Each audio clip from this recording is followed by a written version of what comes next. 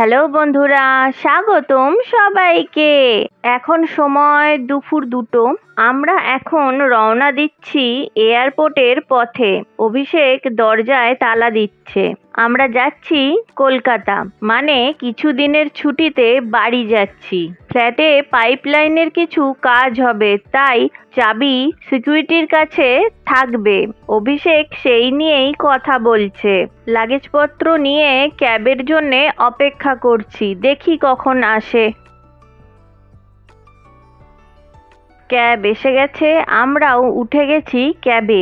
বিকাল 5টা 15 নাগাদ আমাদের ফ্লাইট। প্রতিবার কি হয়, আমরা সকাল 7টা কি 8টা এরকম সময়েরই ফ্লাইট ধরি। ভোর 4টে কিংবা 5টার সময় রওনা দিই, অর্থাৎ তারও অনেক আগে ঘুম থেকে উঠে যেতে হয়। কিন্তু কালকে হয়েছে কি, কালকে অভিষেকদের অফিসে এত কাজের চাপ ছিল যে অভিষেক কালকে বাড়ি এসেছে প্রায় 11টার কাছাকাছি। তারপর ডিনার করে ঘুমোতে না ঘুমোতেই আবার মাঝরাতে উঠে রেডি হয়ে এয়ারপোর্টের পথে রওনা দেওয়া ব্যাপারটা অনেকটা চাপের হয়ে যাচ্ছে।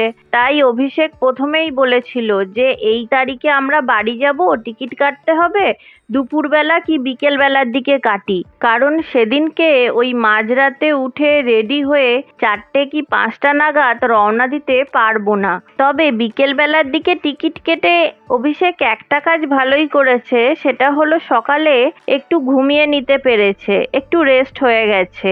আচ্ছা বলে রাখি, আজকে তো আমাদের বাড়ি ঢুকতে ঢুকতে রাত্রির হয়ে যাবে। তারপর দুদিন বাড়িতে থেকে আমরা যাব দার্জিলিং বেড়াতে। সেই 2005 সালে ক্লাস 5-এ পড়তাম, সেই সময় দার্জিলিং গেছিলাম। তবে তার আগেও 1-2বার হয়তো দার্জিলিং গেছিলাম, তবে সেই পুরনো গুলো আমার মনে নেই, মানে তখন আমার জ্ঞানই হয়নি। আর 2005 সালে যখন গেছিলাম সেটা আমার মনে আছে। এত বছর পর আবার দার্জিলিং যাব, আবার কাঞ্চনজঙ্ঘা দেখব, এটা ভেবেই আমি মানে প্রচন্ড রকমের এক্সাইটেড হয়ে আছি। দুপুরবেলার দিকের সময় তাও রাস্তায় হালকা একটু জ্যাম রয়েছে, যদিও হাতে অনেকটা সময় নিয়েই আমরা বেরিয়েছি। আশা করছি যথাসময়েই এয়ারপোর্টে পৌঁছে যাব।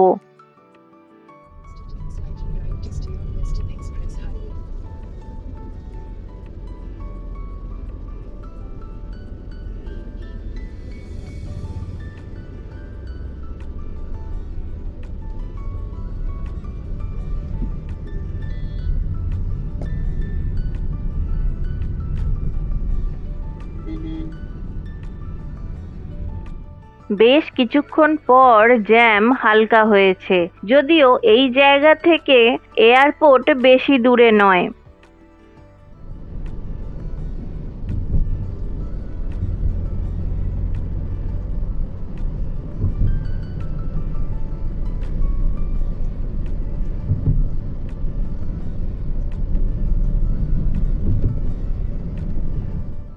এই বাঁ দিকে যে রাস্তাটা চলে গেল, সেই রাস্তাটা যাচ্ছে মুম্বাই ইন্টারন্যাশনাল এয়ারপোর্টের দিকে। আর আজকে আমাদের ফ্লাইট ছাড়বে মুম্বাই ডোমেস্টিক এয়ারপোর্ট থেকে। মুম্বাই ইন্টারন্যাশনাল এয়ারপোর্ট আর মুম্বাই ডোমেস্টিক এয়ারপোর্ট, এই দুয়ের মধ্যে দূরত্ব প্রায় ওই 4 থেকে 5 কিলোমিটারের মধ্যে। একটা এয়ারপোর্ট থেকে অন্য এয়ারপোর্টে যেতে মোটামুটি 15 থেকে 20 মিনিট মতো সময় লাগে, আর যদি জ্যাম থাকে 30 মিনিট কি 35 মিনিট লাগতে পারে।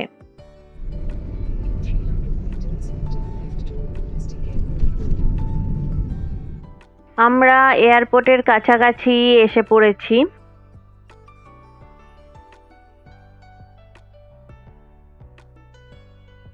এই যো আমরা পৌঁছে গেছি এয়ারপোর্টে। আজকে ভালো ভিড় রয়েছে, যদিও আমরা কুর্গ যাওয়ার দিন সকালবেলায় যে ভিড়টা দেখেছিলাম, এইটা সেই ভিড়ের তুলনায় বেশ অনেকখানি কম।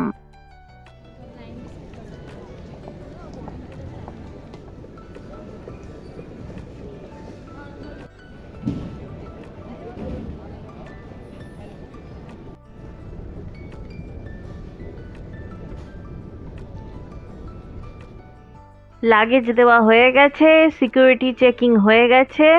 এইবার একটু শান্তি করে বসা যাবে। যা বুঝছি প্রচুর ট্রাফিক আছে। আজকে মনে হচ্ছে আমাদের ফ্লাইট লেট করবে।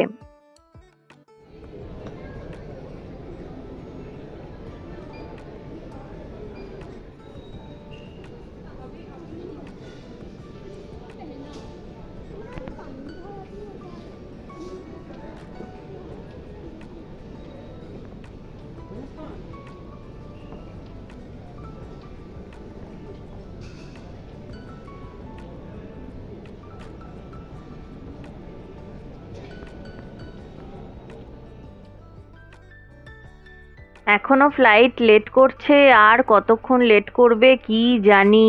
এই কথা ভাবতে ভাবতে আমরা সেলফি ভিডিও তুলছিলাম, তখনই শুনলাম বলছে একটু পরেই কলকাতা যাওয়ার ফ্লাইটের বোর্ডিং শুরু হবে।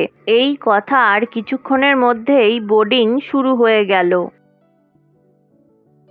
আমরা উঠে পড়েছি প্লেনে, এবার প্লেন ছাড়ার অপেক্ষা।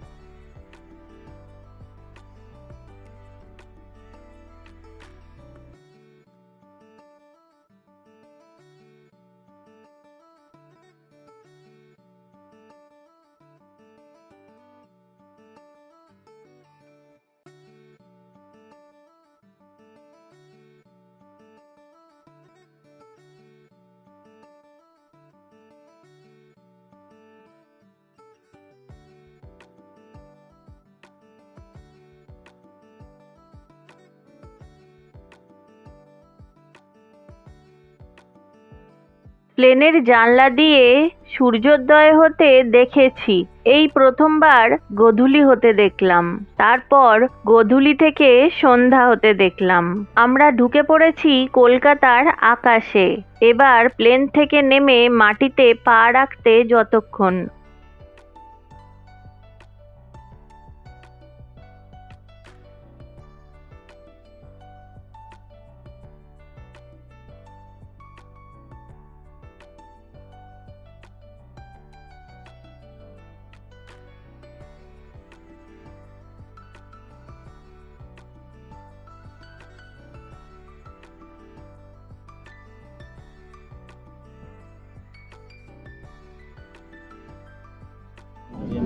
All passengers to kindly remain seated. Cabin crew disarm all flights, please. Thank you. Plane land করে গেছে কলকাতার মাটিতে।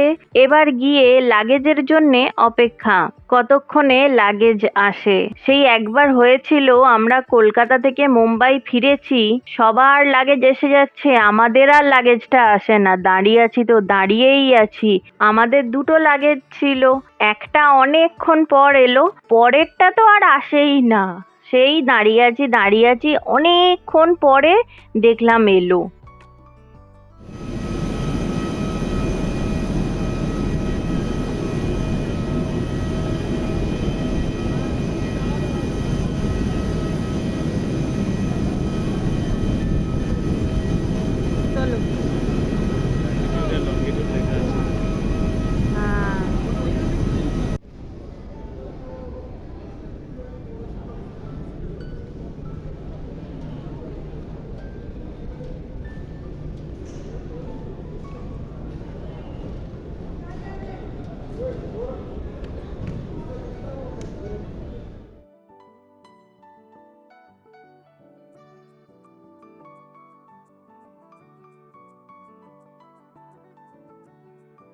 আজকে একটা লাগেজ খুবই তাড়াতাড়ি এসে গেছে, আর এইবার দ্বিতীয়টাও চলে এসেছে।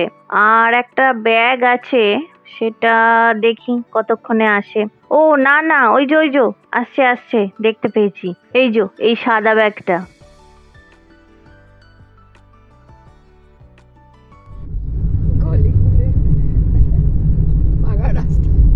তো ছিল তো দেখাচ্ছিল তো।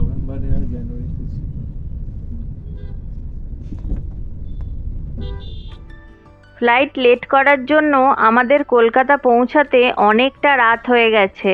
মাম্মাম পাপা এসেছে আমাদেরকে নিতে। এবার রাতের কলকাতা দেখতে দেখতে বাড়ি যাই। এই ভিডিওটা এখানেই শেষ করছি। দেখা হচ্ছে পরের ভিডিওতে খুব তাড়াতাড়ি। সকলকে জানাই শুভ রাত্রি।